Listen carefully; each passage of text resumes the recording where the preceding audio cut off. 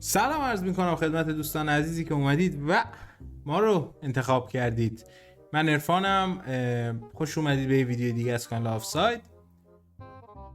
تو این ویدیو که همونطور که تایملاین هم فکر کنم دیدید، در مورد انتقال اولیسه به رئال مادرید ویدیو رو نگاه میکنیم، اگر نکته‌ای بود در موردش صحبت میکنیم. این ویدیو فکر کنم دومین یا سومین ویدیو از یه ران 5 تایی ویدیویی که پشت سرم هر روز قراره بیاد. اگر این ویدیو رو خوشتون اومد ویدیوهای بعدی هم نگاه کنید. فکر کنم 5 روز پشت سرم قراره هر روز یه ویدیو بیاد، حالا موضوعات مختلف جام جهانی این ور اون ور، ببینیم که چی میشه. خب بدون هیچ معطلی بنظرم وقتتونم نگیرم. Here we go. بریم. انگلیسی میگه. بیا بریم ببینیم چی میشه. Why would Real Madrid sign a winger who's missing the one thing that matters most? Speed. Mbappe is faster than Olise. Vinicius is faster than Olise. So why do Florentino Perez and Jose Mourinho want Olise so badly? Real Madrid was the most dangerous counter-attacking team in the world. Olise is not Vinicius Jr. He doesn't destroy fullbacks with raw explosiveness over 50 meters like Gareth Bale. And that's exactly what Madrid doesn't have. But that's not the main reason Florentino Perez wants him. Right wing is the hole in Madrid's squad right now. And without a left-footed right winger cutting inside, Real Madrid is playing on half a pitch. And that is where Michael Olise comes in. But why Michael Olise specifically? The answer lies in something most people miss. Florentino Perez doesn't just buy players, he buys status and power. For him, واقعا یه رئال یه طرفه بازی میکنه، یعنی مثلا ببینیش تیم یه وریه، یعنی همه اونور سمت چپن، هیچ سمت راست نیست.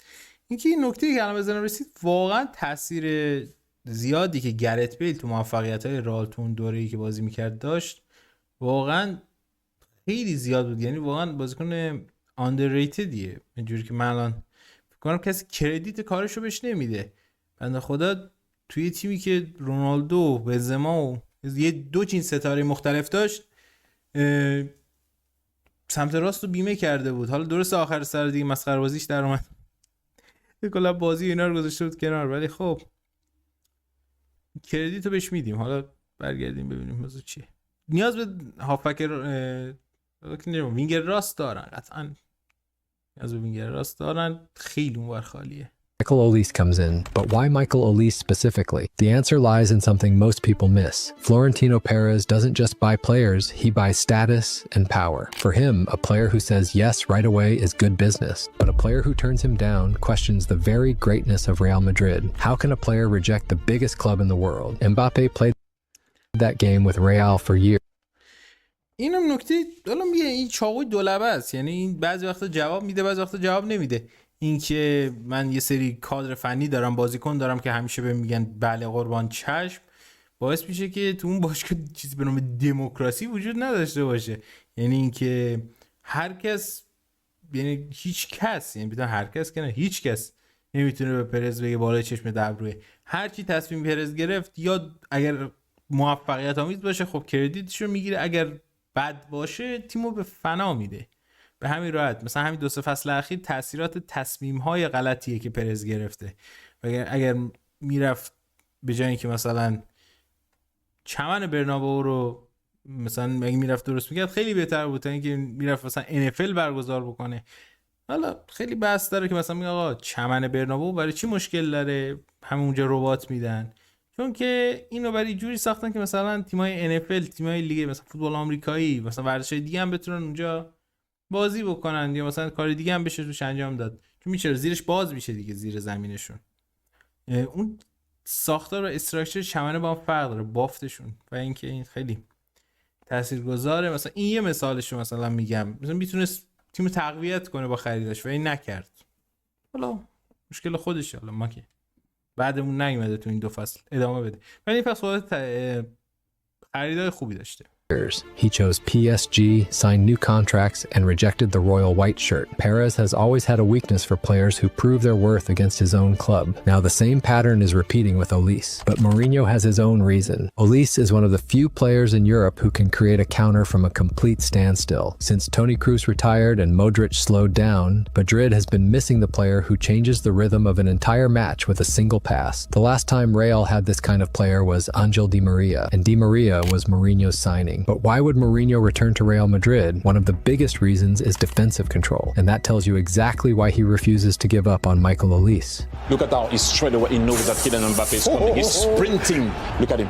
He's disturbing Kylian Mbappe. So why is this crucial for Real Madrid? Because if you think Olise only brings dribbling, you're wrong. Mourinho won't solve Madrid's defensive problem just by signing new center backs and fullbacks. Kylian Mbappe and Vinicius Jr. are luxury wingers out of possession. Their defensive work mostly comes down to occasional pressing on the center backs. In Kompany's high-risk system, Olise is trusted to drop back with discipline and help his fullback. And that is exactly why Kompany gives him so much freedom going forward.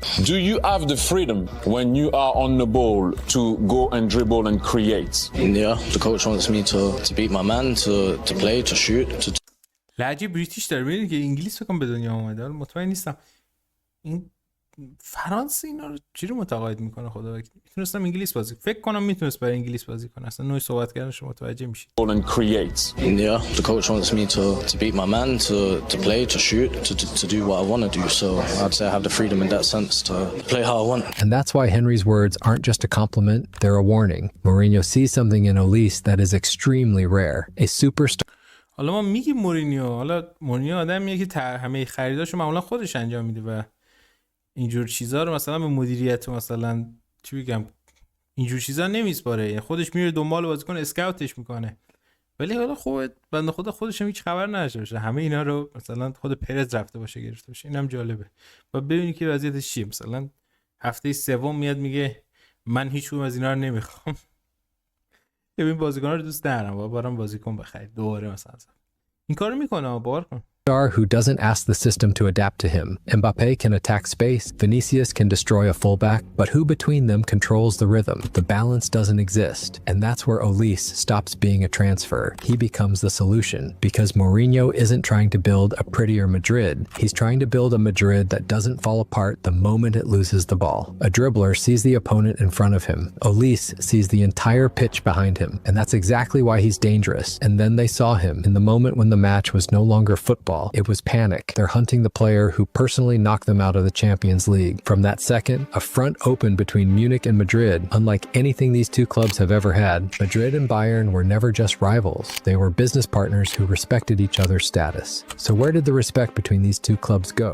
The front didn't open with Olise. It all started with Alphonso Davies. Instead of coming to negotiate with Bayern like they used to, they started taking players behind their back. Bayern is now using Olise to draw a line and tell Perez, this is where your power ends. And while they fight over him, Olise just scored a hat trick for France. The impressive part isn't the hat trick itself. The impressive part is how he took the keys to the national team. Have you ever noticed that after every World Cup, Real Madrid signs the biggest star of the tournament? Is that how Perez sees Olise? Because Olise is not a normal player, and nobody has explained why yet. Michael Olise. He plays simple, but simple is difficult. Olise is a mutation in the modern game. On paper, Bayern wasn't looking for a new position. The numbers were good until Olise raised the ceiling with 88 goal contributions in 107 matches. Who's responsible for this change? Vincent Kompany, a product of the Guardiola school. And Kompany makes a move nobody expected. Instead of another sprinter, he decides to put a player on the right wing who will deliver 19 assists in the Bundesliga while looking like he's running in second gear. This might be Olise's most powerful weapon. The football world is obsessed with acceleration, but it forgets about the break.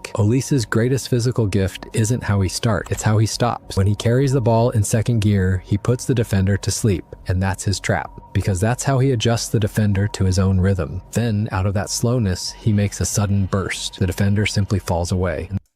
اصلا ببینید فرست استپ خیلی خوبی داره. حالا بیشتر فرست استپ تو بسکتبال اینی، ولی تو فوتبال بازیکنای مثل مسی، حالا اینا بد نیست در اون حد نیست، حالا میتونه پیشرفت بکنه که یه دونه حرکت با بدنشون میاد و با پاشون یه رانی که انجام میدن Rhythm. Then, out of that slowness, he makes a sudden burst. The defender simply falls away. And that opens the space for those 19 assists. Kompany publicly compares him to Kevin De Bruyne. And Kompany isn't some random manager. He saw that De Bruyne was never fast, but every single touch was a touch that decides a match. And here's something Perez isn't counting on. Olise has already rejected the richest club on the planet once in his career. When even Luis Enrique noticed him, it brings us right back to that question. Why is Michael Olise so special? To understand why Olise rejected rejects the biggest clubs, you have to go back to the moment when they were rejecting him. Spent 7 years at Chelsea, even had a taste of Manchester City, but the ending was always the same. England's elite didn't know what to do with him. But that's not the most important part. The most important part is what he did next. He didn't quit football. Reading was not a romantic stop, but it was the place where Olise became a professional. At 17, he was thrown into the fire of the championship. He gains structure without the ball, starts defending, and learns how to win in the mud. And what he built in reading wasn't a footballer,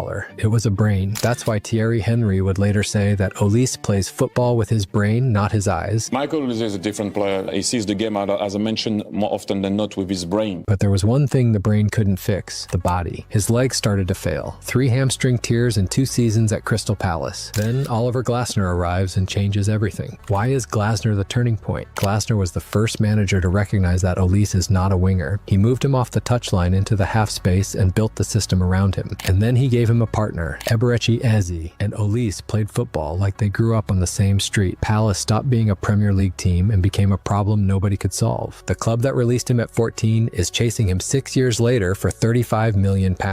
Every major outlet in the world reports the deal is done, but Olise turns them down stone cold. Bayern reacted like a club that sees what others hadn't yet turned into a priority. Vincent Kompany knew exactly what he was missing, and then the numbers confirmed what Kompany saw. In the 2024-25 season, Olise was the outright leader across all 5 European leagues in progressive passes into the box, 70 in a single season, a number that beats every midfielder on the continent. But what happened to the injuries at Bayern? Because at Crystal Palace, Olise didn't have a problem with talent. He had a problem with continuity, a player who couldn't stay fit, and that's exactly why the big clubs weren't looking away from him.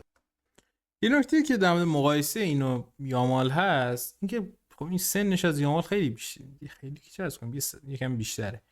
این پختگی تو بازیش چشش میاد که تو بازی یامال نیست. یامال خب احتمالاً در مثلا 5 سال آینده یامال اینو به دست میاره، ولی از این لحاظ مثلا من خودم میتونم در یه جنبه هایی از بازی اولیسه رو ترجیح بدم به یامال، ولی خب اوورال بازم یامال به تو یه پکیج کامل تری میده. اوکی خیلی صحبت نکردم، گفتم صحبت بکنم. ویدیو جالبیه. And then, in the most brutal rhythm of his career, he becomes the player who is always there, not as a protected project, but as one of the main players in the squad, and without a major injury breaking the story like it did at Palace. The hamstring doesn't break when you stand still, it breaks when you explode. When you start, stop, change direction, and start again. And that's Olise's football. Bayern didn't take a player without risk. They took the player everyone else was treating as a risk, and they removed the last doubt from his body. Why would they sell him now? But here's the problem. Bayern cannot solve the World Cup because Bayern can control the training. They can control the minutes. But France has a tournament, the pressure of an entire nation. And that's why the World Cup isn't just a reward for Olise's form. It's the most dangerous test of his transformation. At Bayern, the answer was clear. He can do it if the system around him is precise enough. The World Cup is the removal of the protective layer. Bayern gave him continuity. France gives him the stage. And the World Cup asks only one question. Can Olise become the player who makes France stop depending on Mbappé alone? And Perez is watching all of it. On one side, the player he needs. On the other, the player already waiting for him in Madrid. And between them, a World Cup that will give the answer no transfer can. Why would Real Madrid...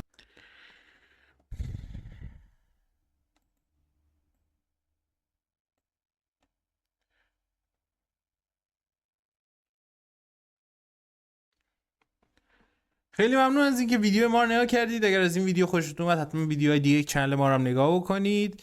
در مورد علاقه رئال، اینکه رئال مادرید و بارسا اگر یه بازیکن رو بخوان، بقیه با خود باشگاهی که اون بازیکن توش بازی میکنه کاری از دستشون معمولا برنمیاد. الان که رئال 100% اینطوریه، بارسا از وقتی مشکلات مالی خورد دیگه این سیستم توش وجود نداره، یعنی دیگه نمیتونه هر بازیکنی که بخواد روش دست بذاره رو بگیره.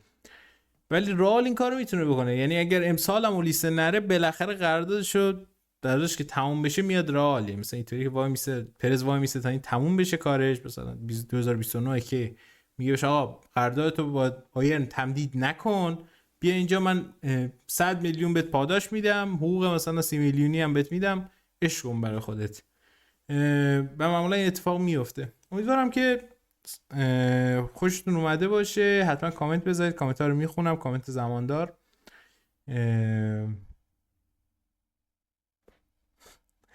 امیدوارم که خوشتون اومده باشه. چندمین بار گفتم اینو. خدا نگهدار.